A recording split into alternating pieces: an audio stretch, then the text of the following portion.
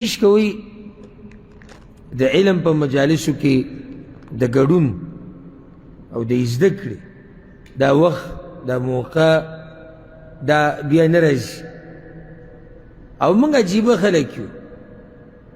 جاړو په هغه علم پسې چې کوم څه شي لاړ شي هغه ژوندی هغه لا شتي وروسته به جاړو که نه ژوندی لا څه دی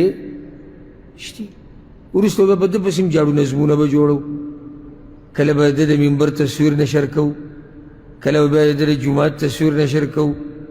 کله به بیا وایو چې منبر چغې وایي کله به وایو چې جومات جاړي دا به وروسته وایو که نه نه وروسته څه نه وی منم دا چې عالم لاړ موږ به خفه کېږو موږ به دا وایو چې منبر یې خالي پاتې شو خو د هر څه کېدو نه مخکې د دې عالم د علم نه فایده ولې نه اخلو او څه دی خیال دی یو سړی دی هغه د یو عالم د علم نه ښه فایده اخیستې ده او هغه عالم مړ شو خفه به لازم به خفه یو ښه ډېر به خفه وي ځکه چې ډېر څه یې زده کړي یو هغه دی چې هغه د سره د علم نه څه فایده ده نه و اخیستې نو یو هغه بدبخته ته وګوره لویه موقع ترې لاړه که نه لویه موقع ترې لاړه تاسو ته پته شتي ده کوم علما چې او تکړه طلبة العلم دا علم چې زده کوي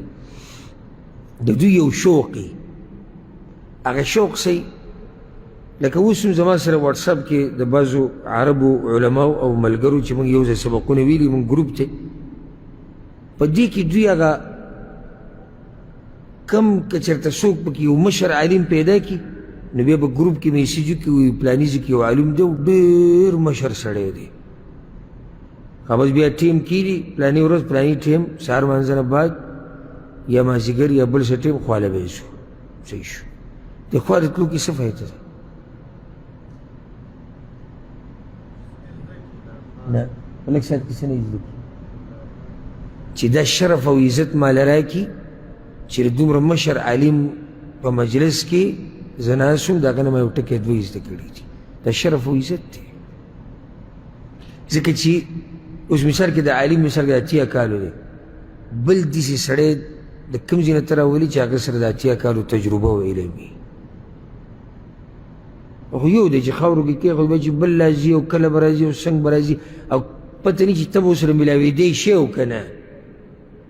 ډېرې خبرې دي نو د علم د مجالسو نه فایده اخلئ کوم چې ژوندي علما دي د هغوی قدر کوئ او انتظار د دې مه کوئ چې را ژوندی به مړ شي بیا به یې زه قدر کوم نه د اوس دی قدر وکړه او موږ چې کله هم عالم مړ شي دا وایو د دې ژوندو قدر کوو ډز بل پکې مړ شي هغه هم په دغه ژوندو کې چې موږ یې قدر یې کړي قدر یې ونه کړو بیا به هغه پسې جاړي بیا به بلي بیا به بلي بیا به بلي دا کېدی نه شي چې یو عالم تا ته همیشه لپاره په منبر پاتې شي یو ورځ به دی ځي او که څوک په منبر باندې پاتې کېدی پیغمبر صلی الله علیه وسلم به پاتې شي د هغه منبر هم خالي پاتې شي بیا ابوبکر صدیق راغی هغه منبر د هغه نه هم خالي پاتې شو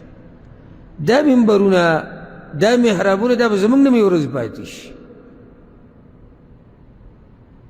د هغې نه مخکې چې دا ځایونه خالي پاتې شي او د ځینو علماو استادان لاړ شي او پوه خلک ترې لاړ شي د هغې نه مخکې د دې نه فایده اخیسته پکار د دې علماو سره رابطې د دوی نه تپوسونه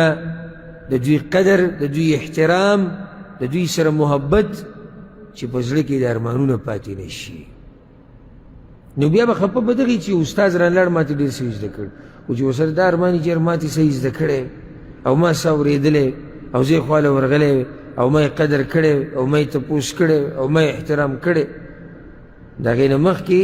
مخکې د دې علم د مجالسو نه فایدې والی ډېر به پسې وژاړي ډېر او معاذ بن جبل رضی الله عنه پېژنې پیغمبر صلی الله علیه وسلم وایي زما په امت کې حلال او حرام د معاذ بن جبل په شان څوک نه پېژني دا د امت په لوی علماو کې دی دغه لوی عالم چې کله وفات کېدو وایي زه جاړم په هغه مجالسو پسې او په هغه بیټکونو پسې او په هغه ناستو پسې چې موږ به زنګنان مات کړي وو علماو ته به ناست ځکه چې دا بیا په جنت کې هم نشته دا به په جنت کې هم نشته. د دې خوند مزه دلته ده.